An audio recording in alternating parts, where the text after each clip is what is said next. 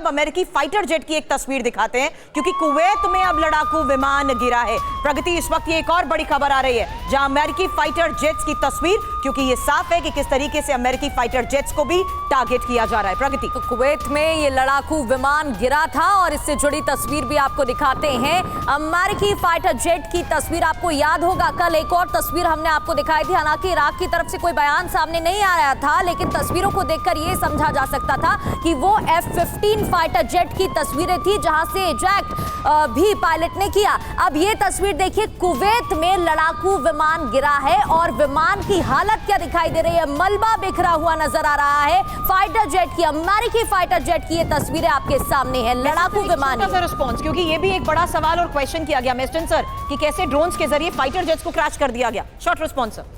पहली बात तो ये जो इनपुट्स आ रहे हैं, ये ड्रोन ने किया है या लोकल ये कुवैती फायर है, क्योंकि वो भी बोल रहे थे कि एयर डिफेंस एक्टिवेटेड हो रखा था।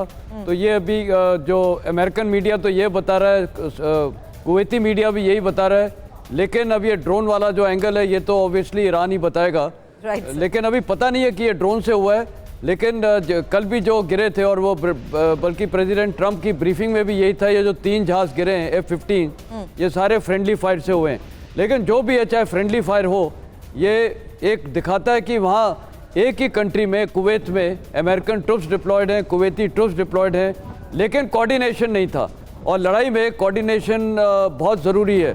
और ये अमेरिकन इतिहास है, जितने भी अमेरिका के वॉर्स हुए हैं, मेरे ख्याल अगर ये आप रिसर्च भी देखिए, जो रिसर्च एनालिसिस है वो ये बताती है कि तकरीबन 27% कैजुअल्टीज जितने भी वॉर्स अमेरिका ने लड़े वो हुए फ्रेंडली फायर से। कई बार हुआ उन्होंने आपस में एक दूसरे पे फायर किया है।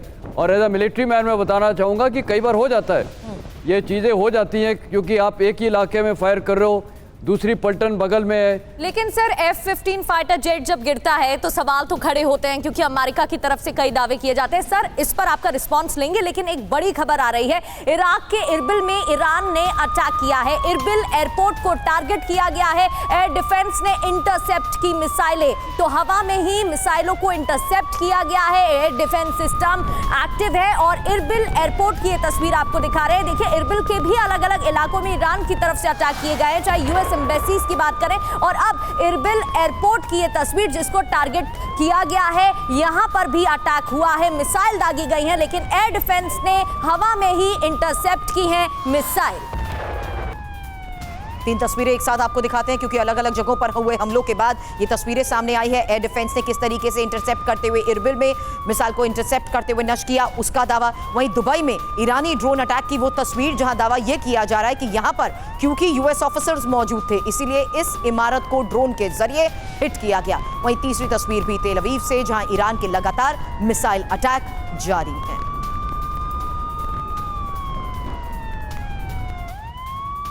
और अब तस्वीरें बहरीन की भी आपको दिखाते हैं, क्योंकि बहरीन में अमेरिकी बेस पर फिर हमला हुआ है। ईरान ने अमेरिकी बेस पर मिसाइलें दागी हैं और एक बार फिर से अटैक किया गया है। ये देखिए, चीख पुकार मची हुई है, क्लस्टर बॉम्ब्स का इस्तेमाल किया गया है, एक के बाद एक मिसाइलें यहाँ पर दागी गई हैं। और लाल घेरे में ये तस्वीरें देखिए, कैसे आग का गोला नजर आता है और चीख पुकार मची है, आवाजें सुनी जा सकती हैं। अमेरिकी बेस पर मिसाइल दागी गई।